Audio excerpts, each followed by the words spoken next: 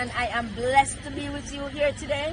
We are on Impact Gospel Radio. Well, we are not in the studio, but this proceeding is for Impact Gospel Radio and Mental Health, a holistic impact. We are at the Birchwood section of the city, West Point, where we are just here. We have a pond there that's flowing water, which is very impactful. We also have Softy over there. Look at her. She's a troublesome person, loving person. She's my dog. She's right there. And we are also here with the producer. A few of us know who the producer is, but who doesn't know, that's fine. And so we are here talking about mental health. Mental health is very dear to my heart. I have lots of friends that have succumbed to their mental health issues, diagnosed issues, and some who were it just came on like anxiety, depression, anger, which allowed them to succumb to that as well.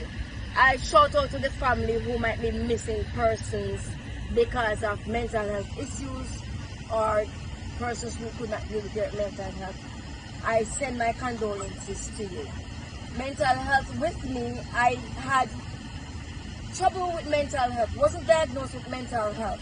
The problem was that I was very sick when I was 12 and 12 and 15, 27, until I was 27 years old, where I was anxious when I was going to be in pain and all that thing.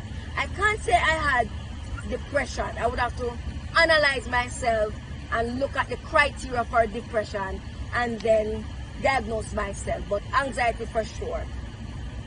I want to talk to you about mental health and relationships.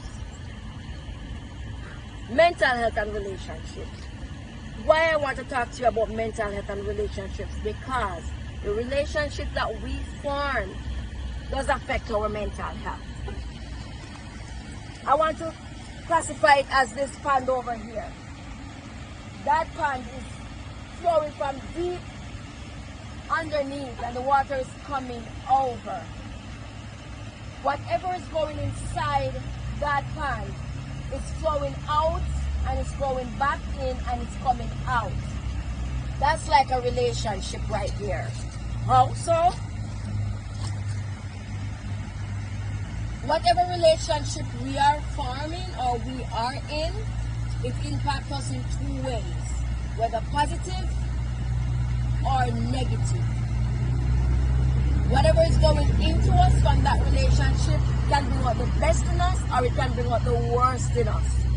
Whatever is going on in that relationship can allow others to see what's going on. Most of us have a good time or are very good at wearing a mask that hides the pain. Most of us are not good at it. And if we have friends that know us, or friends or family that know us well enough, they will know when we are masking our feelings. They will know when something is wrong and we are pretending that it is right. Whatever that person flows into your life, the good words that they speak, the good words that the good actions that they do, how they treat you, the respect that they give you, it will make you feel something inside. It will make you feel like you're blessed, you're growing, you are being improved in your life.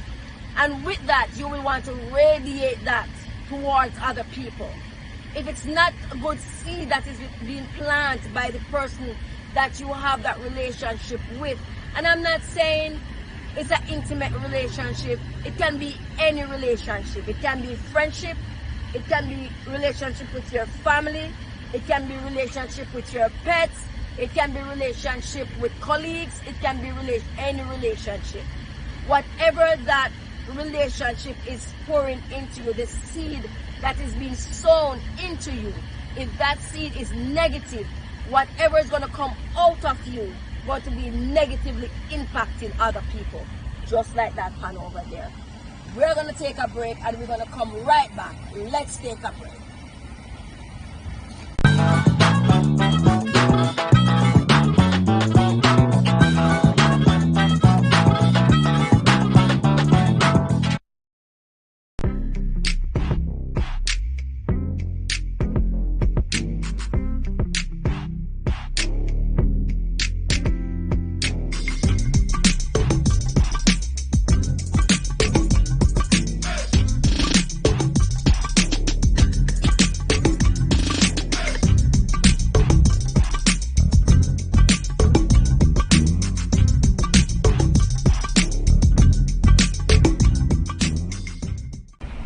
Welcome back, everybody. I am Charmaine Brown and I am blessed to be with you. I am always blessed.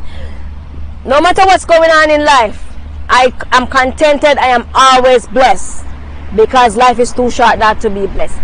You see those two runabout that you see on either side of me? Runabout 1, runabout 2. See those?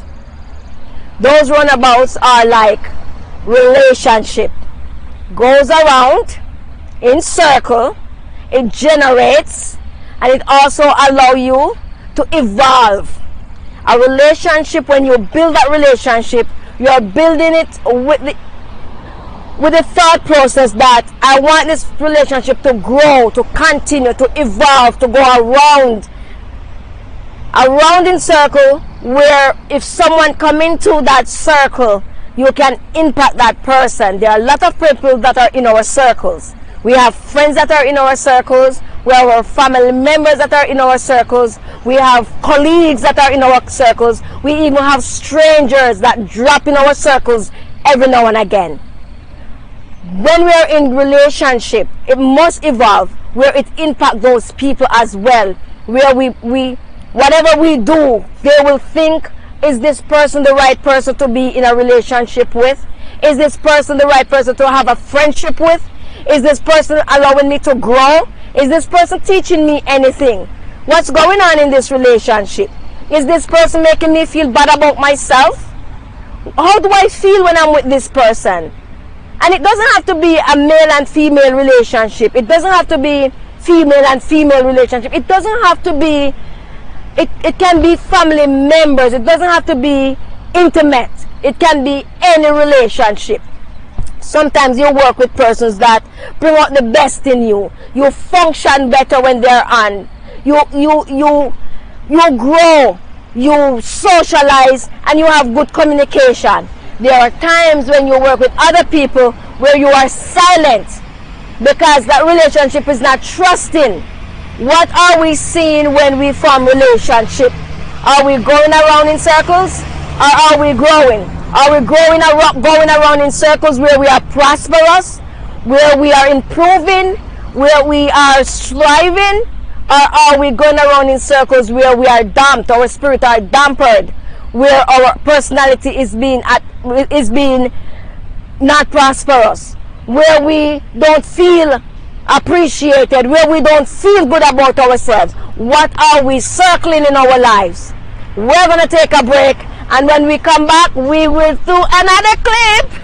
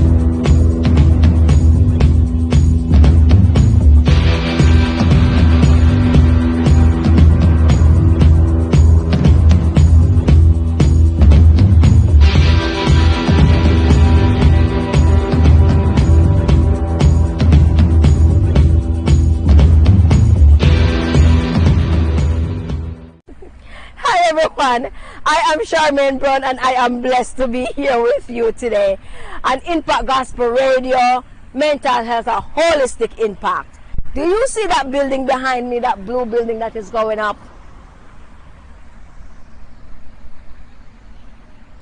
Take a good look at that building. A good look. That's a construction site. And you might wonder why I want you to see that building. Well, there are many things that I want, many reasons why I want you to look at that building and look at it and just look at what you see. A relationship is like a construction site that's going up. It has a foundation, and what is under the ground should be solid. Solid as a rock.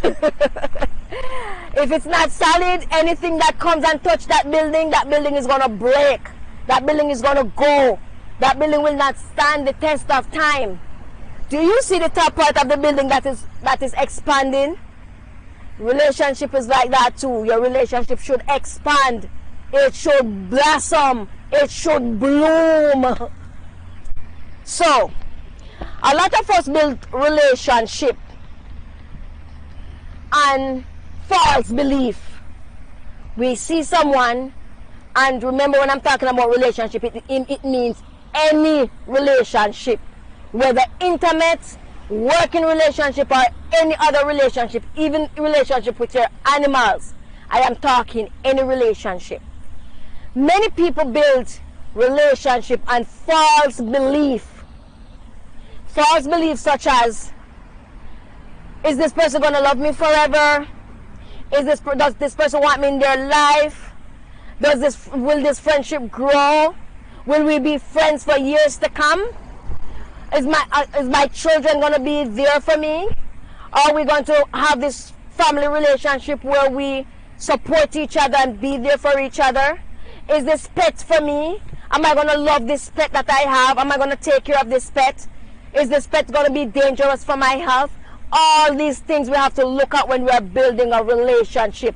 These are the foundation. If we have that false belief that this is going to happen, and we did not ask the other person, you can't ask an animal for sure, but you can know the aura or the aura of a pet to know if that pet will be what you want that pet to be, or if that pet will harm you. For people-to-people relationship, we need to ask the person, are you a good friend? Don't be afraid. Listen to me. Some of us are afraid to ask questions from people.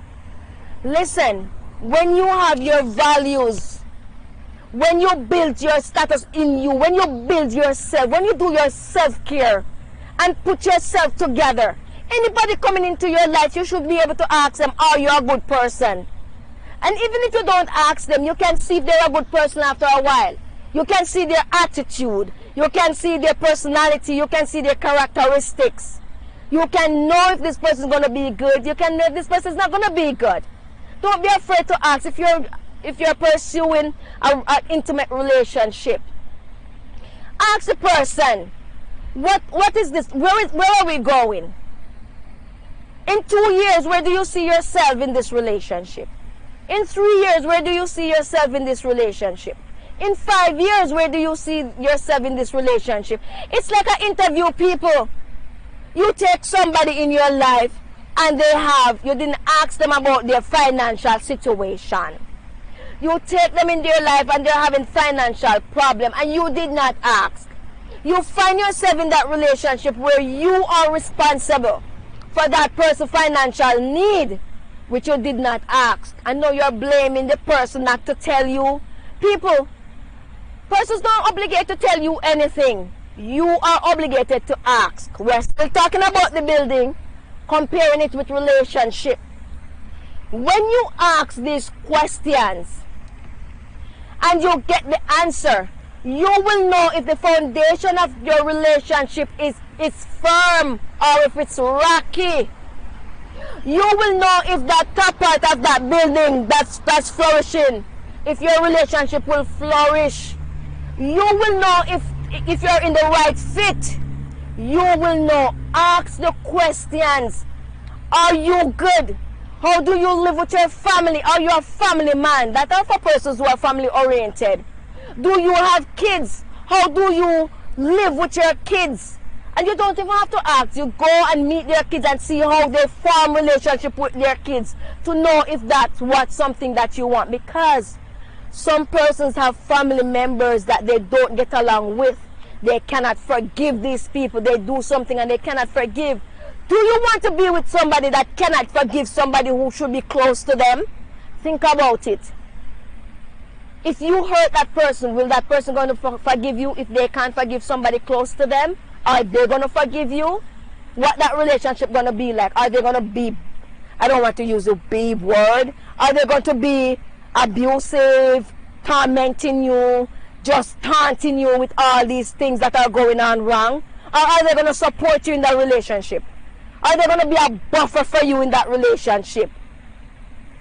Just like when the building is being built with a strong foundation, ensure that the relationships that you're in are strong, are firm. It will not shatter. It will stand the test of time. And if it is broken, don't stay in a relationship that is broken. If you can fix it, fix it. Remember, it takes two people in that relationship, two or more people in that relationship to fix the brokenness. If the other person or persons do not want to fix the relationship, it means you alone can't fix it. It means that you will be giving yourself out. You will be stretching out like an octopus to fix the relationship you alone. And it will not fix because the other persons don't want to be in that relationship. One more thing. Stop forcing people to stay in a relationship with you. You shouldn't have to force people to be in a relationship with you. You should know that the relationship is you. You should know that you are worth it. You are worthy for that person to be in the relationship with you. And if they don't want it, then they are missing something. You shouldn't force anybody to be in a relationship with you. Do not do it. So, as I say, a firm foundation for a building. Your relationship should be built on firmness where it stands the test of time. We will be right back and to give you more clips.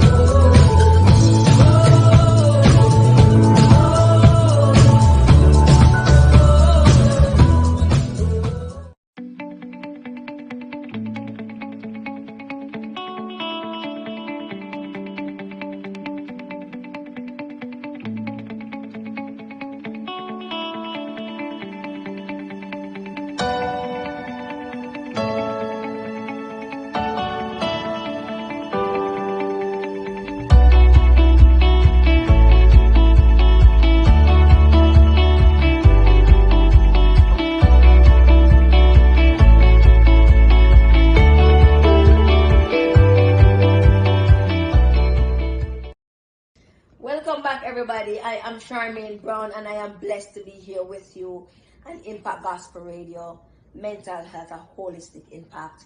And we were talking about relationship and the simplicity or the complexity of it. Relationship can be simple. Yes, if you meet the right person, it can be simple because then the compatibility makes it simple. However, if you don't meet the right person, it can be a complex one.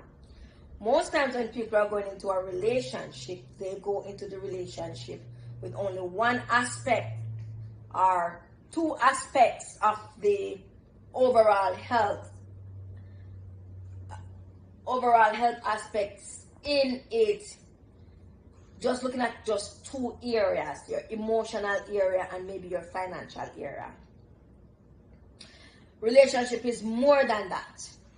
Relationship is a holistic care, a holistic covenant. It's a covenant between two persons or many people that has to do with the holistic being.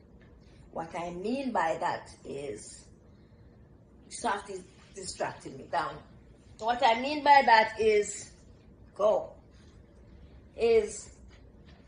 when people emotional self is satisfied, it's most times over 80% satisfaction for them to feel that drive, that they're in love with this person, that they want to be with this person, but they're not looking at why are you so emotionally connected over 80% why you want to be with this person. What is it? What did you want to be fulfilled? What is being fulfilled? And what if not something is fulfilled? What is it that you can live with that is not fulfilled? The complexity of the relationship takes in the spiritual. Is this person able to provide spiritual health for you? Where if you believe in something, for instance, with me, if I believe in God, or some people believe in the universe, or some people believe in Buddhist, some people believe in Mosaic, whatever it is that person believes in, is your spiritual care being met by the person that is in the relationship with you? How is it being met? Can you talk to this person about what you believe in, and this person share what they believe in, and you can meet on a common ground to discuss every now and again your spiritual well-being, your spiritual health? Or is this person not interested in that spiritual part of your life, to the point where you might be having some issues at work or some issues someplace, and your spiritual part of you, your integrity part of you is being affected, where you want to talk to this person about it and how you feel spiritually, and the person just disregard what you're saying. That part you have to look at too. The person needs to fulfill your emotional health over 90%. Somewhere online it says 87%. You have your internet, you can research it. Somewhere online it says 87% of your spiritual being need to be fulfilled. No, 87% is not enough. As a matter of fact, it depends on who you are. For me, 87% was not enough. 90% and over of my life is my spiritual well-being, because all of my life depends on God, every area of my life. So the part of my life was over 90% of my spiritual being would have to be met by my partner. So put your spiritual being down. This is a checklist. Put your spiritual being down on that list along with your emotional self, because your emotional self is being met, obviously, because you're in love with this person, you feel happy about it, and you're moving forward. Your financial being is supposed to be met. Are you working too hard for yourself, where you can manage on your own, you can pay for your house, pay for your car, pay for stuff, have a bank account that is adequate enough where you can take your trip, and you don't have to have somebody in your life to contribute to financially for your well-being? That's fine, because most single people, if not all single people who are successful, have their financial well-being intact. However, when the person or persons that you're dating or you want to be in your life comes into your life, you must think that, or you must ask yourself, or you must ask this person, can you fulfill my financial need if there is a need that occurs? Is that person able to do it? That person should be able to take care of you. Some people say 87%. Me, 50. Because a successful person already have it. And so they would want probably 50% of help. Every now and again. Other persons might need 87%, depends on their statement and their financial goal and what they have going on. Some persons might want over 90%. What is this person's financial health look like? Is this person's financial health adequate enough for me and him? Or is it adequate enough for him? Or is it not adequate at all, where I have to go take care of this person, where I was doing well without this person financially, Now this person come into my life and I have to take care of this person financially. Was that something that I wanted in my life? Was that something that you have desired? If that was something that you desire, for all means, go ahead. So you write your financial goal down on your list and you move on. Social life. What does your social life look like with this person in it? Are you a homebody? I always call the word homely. Homely? No, what word I used to use where my husband used to laugh at me and said, no, it's not homely. I'm a homely person. That's not the correct phrase. Homebody is the correct phrase. I am a homebody. In the winter, I will stay in. In the winter, I just do everything on the road when I'm coming from work, coming to the house, and I'm not going back out because I don't like the cold. Sometimes on my day off, like today, I might go out a little, come back in, and know that my husband is going to take me out again to celebrate. I might not want to go this evening, but I am going to go because that's one of his desires for me this evening. Although I am a homebody, you have to find that person who compliments you. Compliments you in the sense that that person, probably 50% of that person is homebody, probably 50 is not homebody, or I can use another phrase, sorry, softy, such as external self. Your external, you are, what that phrase that I'm looking for? I'm looking for a phrase where, well, I can't think about it right now, but the person is an extravagant person. Where the person, what am I talking about extravagant? Extravagant is not the word I'm looking for. The person is a socialite. Person go out to socialize, come back into socialize with you. You socialize together. Is that up to par? I will continue this video when I come back. Let's take a break and come back.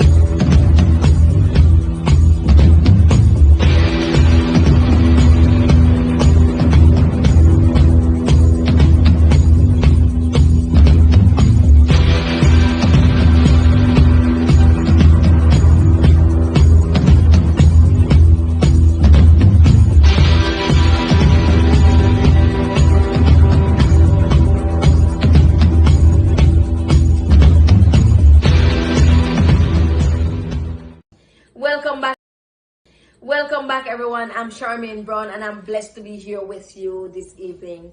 This is Impact Gospel Radio and I am on mental health, a holistic impact. So we were talking about compatibility, simplicity of relationship, and complexity as well. And I was looking at the emotional aspect of you, and I think we looked at the social aspect as well. So as you know, we are all holistic beings and we need to be fulfilled holistically when we are in relationships, especially the intimate ones. On this, you will see information. You can email us at info@mentalhealthhorizon.com. You can visit us on our website, www.mentalhealthhorizon.com. on Facebook. Our page is there. mentalhealthhorizon.com as well. Impact Gospel Radio. Go and visit. We're on Facebook, YouTube, Instagram, Twitter, and other social media platforms. So let's get back into it. I was saying that your partner or partners should meet your needs on a holistic playing field, where the needs should be over 90% of the time your needs should be met. I looked at your emotional self, I looked at your social self, and now I'm going to look at your spiritual self. So you're a spiritual being, and it depends what you believe in. Some of us believe that there's a creator, some believe that the universe created them. Whatever you believe in, you are a spiritual being. You were created, and as such, your spiritual self should be fulfilled. So you go to work or go somewhere and you are feeling damper. Your spirit is feeling down, and so your integrity is being in a question. Your spiritual self, your spirituality is being a little bit rocky, and you come home or go wherever you meet your partner or your spouse, and you're talking about your spiritual needs. You're talking about what happened, how you felt, and what you think about it, and you're having a conversation. He should be able to understand what you're saying. He should be able to meet you on that level playing field, meet you where you are on a common ground, or he has his own input or his own ideas of his spirituality, and you should be satisfied at least 90% of the time spiritually. If that is not happening, then you need to reconsider if this person is adequate enough for me to meet my spiritual need, if this is something that I want to continue, or if I don't want to continue. What can you do to fix it, to bring it up? Because when persons have their own values and their own spiritual needs, and it's not compatible with yours, it's not right to change people values because you think it will benefit you in the long run. You can't change anyone. No one can change anyone. And so you need to put that on your checklist as well. How are you being met and as a holistic person? Mentally, you are mentally distorted. You go somewhere, you become anxious, you were depressed, you are having a mood swing, and you're just not in the right frame of mind.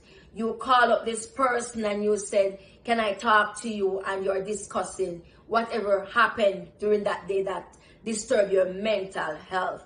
And that person is on the phone, looking through the window. That person is distracted, just not giving you the attention that you need, just not fulfilling your mental desire at that time.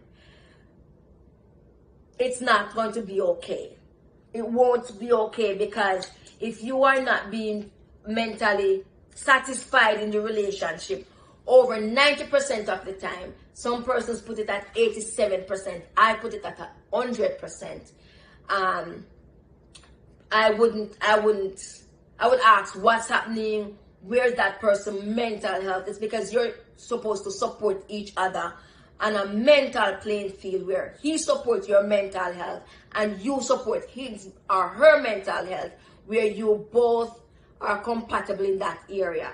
No one is giving less or being distracted when the person is talking or anything like that. You put that on your list and see how many percentage of your mental well-being is being supported by this person that you want in your life or that you have in your life. Physically, you have physical ailments. You have diabetes, you have high blood pressure, you have eating problem, you have bulimia, you have anorexia, you have sickle cell, you have pulmonary hypertension, whatever the problem is. You should be able to discuss this with your partner with your spouse, with whoever you are in the relationship, and that person is supposed to support you over 90% of the time, as long as the person is near you, and should want to know what the condition is. They should want to know about it in detail. They should want to know how to support you, what you need, and how to monitor you to ensure that you're in good health. You should do that for the other person as well. If this is not being done properly, if this is not being done, if the person don't want to be with you because of your illness, then let it be. Do not force that person to be in your life, because then you are putting stress on that person to accept you as you are, even though the person tell you they can't. So if you're not supporting each other physically, then you must know where you are in that relationship. You must realize if it's not over 90%, or maybe you set your bar at 87% and it is being met, then fine. If it's not, then you should know what you're gonna do. Is it the person is willing to focus on you? Are you willing to focus on the person and give them what they need? Then go right ahead. If not, you need to move on. We are going to look at your financial need. So financially, most persons, when they are single, they allow themselves to build their worth, build their financial health. They have a house, they have a nice car, they are financially stable, where they can go on their vacation whenever they need. They can treat themselves whenever they need. They can buy a shoe or whatever they need. They are able to do it and still become financially stable. They can do all their bills and still have excess to be stable. And so if this person comes into your life, you need to ask the person about their financial health. You need to know where the person stands. Can the person support you if something happens? If 3 months come and you don't have the fund, or because most persons' financial health allow them to have at least six paycheck saved away, that for rainy day. If the person is not able to support you, or the person is not able to support him or herself, or the person is not able to do anything for that person, you must take it upon yourself to say, am I able to support this person 100%? And if I am, that's good. Are you going to do it for a long time? Because it's going to cut down on your time, because you have to go do extra shift. It's going to cut down on your relaxation and your self-care. So with that, you should know what you're doing.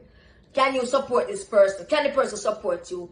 Put that on your checklist. Your financial health should be met 90% of the time. With me, all my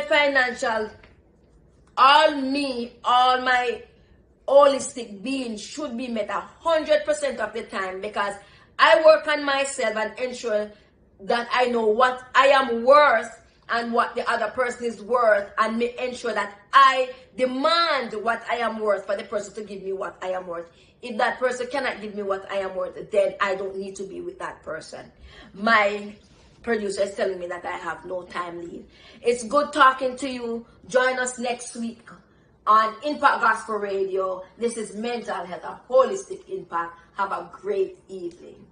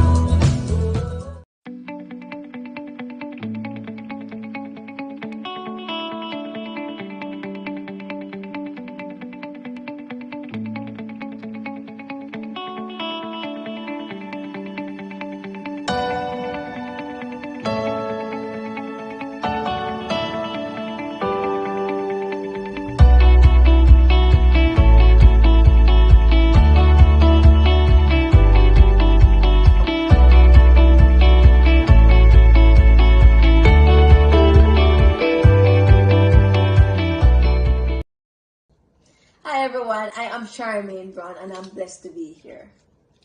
I was just saying that people always think I'm funny because I speak the truth, and sometimes the truth is so raw, they normally think it's just not true, or they think it's just funny. Sometimes it gets me into trouble, sometimes it doesn't. But as we were talking about relationship, we're just going to get right back there. I was saying that there are times when we are in relationship and it feels good to be in a relationship. It feels like we belong. And yes, we should feel like we belong. We should feel like we belong because it's a part of our developmental stage, belonging. If you remember, what's his name? Erikson developmental stage. Belonging and acceptance is one of those rank that we strive for. Striving for a sense of belonging and acceptance is a must. We start from the lower rank, which is physical needs. And when our physical needs are met, we climb the rank and go to the top. The top of the pyramid is self-actualization. And so when we feel a sense of belonging and acceptance, we move further up to self-actualization, which is actually having everything that we desire, everything that we had planned. Because when we are a child, we have these childhood dreams, we have all these childhood stuff going on, where